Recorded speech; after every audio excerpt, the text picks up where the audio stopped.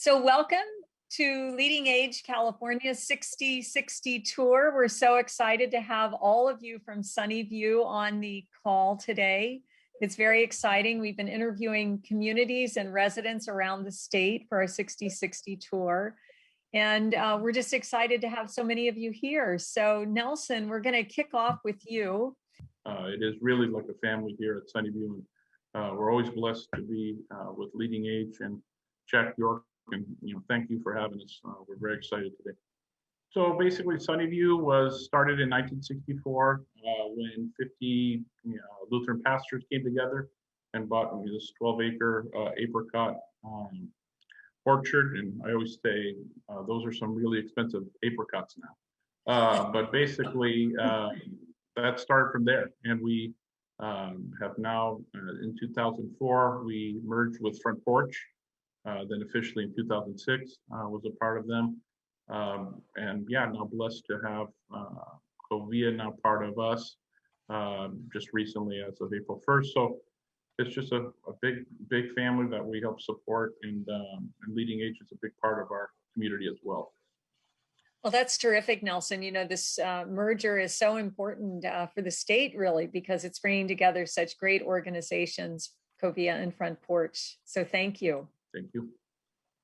And I got to say, Jeannee, when most of our 60/60 visits it's fun for me to meet new people that I haven't seen before, but Sunnyview is the opposite. Sunnyview has been so important to IN2L in terms of our business relationship, in terms of Francis from Cameroon, in terms of the CMP grants that we have been able to do in conjunction with you. Sunnyview, as you know, was the showcase facility. So I'm not a neutral observer of this one, but Sunnyview has been such Sunnyview and Front Porch have just been such an important part of IN2L's success, and nothing but good things to say about the organization, and all from every level, as far as that they what is it, you walk the walk, or what, I always get that wrong, walk the walk, talk the talk kind of thing, but whatever the right way to say it is, they do it.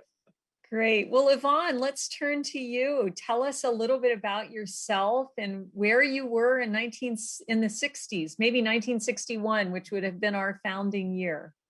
Well, I'm not going to forget 1960. I was pregnant with my one and only child, born in 60, and 61, I could hardly wait to get out of Texas after that happened.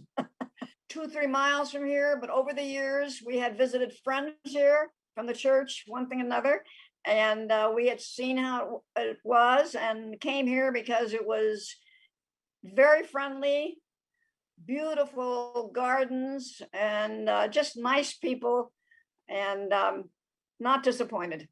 And tell us what you're looking forward to in 10 years from now.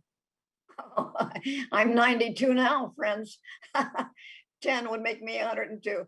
I don't look that far ahead. I'm day to day, and like I said, work with the choir, do what I can do to help them here, and fun for the staff workers, and just make them happy, and make people happy. That's what it's all about. And Gennie, how about you? Tell us a little bit about yourself. I remember this where I'm sitting was the orchard, and I came in 1943 in this area, and we lived right our next home, of course that was in the 60s then. I was only about 1 mile from here in Monte Vista area, but going on with raising my children was important, and being home with them up till the time they came to the grammar school. But the other thing was I went back to work and worked for 20 more years then. But during the 60s, again, if you remember, I was trained by IBM. And when I came back and went back to work in the mid-60s, what IBM had done was really had improved their machinery. So right on into that, and I went another 20 years in the accounting here, and it turned out that from the Blossom Valley went to Silicon Valley. Maggie, tell us a little bit about yourself. When I came to California, it was my first awareness of other than European descent neighbors and friends. And I moved into that to where I just am so comfortable with such a variety of friends and people in my life. And but one of the memories that I do have of the 60s is that I took my first airplane ride on a Lockheed Constellation. That was very memorable because I found out, as my mother had told me, when we looked at the clouds, that up there is heaven. Well, I got above the clouds and I never did find heaven. Up there someplace. Where was the flight from and to?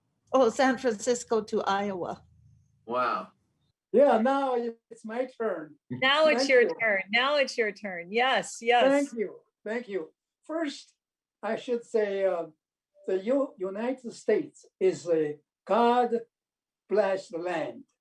Between Pacific Ocean and Atlantic Ocean, this land is a beautiful, lot of resources. And now, at that time, my memory is John F. Kennedy was assassinated. Mm-hmm.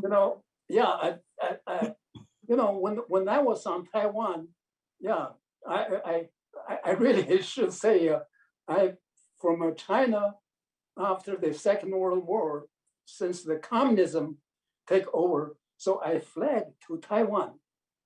Taiwan is still, you may call it free countries. So from there, I tried to come to the US because when I was young, a mother says, hey, later on, I'm going to send you to the United States. That was when I was, now I'm 94 years old, okay? When I was a kid, my mother. Yeah, no, I'm bringing my suitcase. Wow, thank you so much, Mr. Lee. Wow, thank you. You are all so inspirational, so moving, your comments and the joy that you bring to each other, the connections that you have and the friendships that you've developed and your work towards getting to your greater castle. Yeah. Really.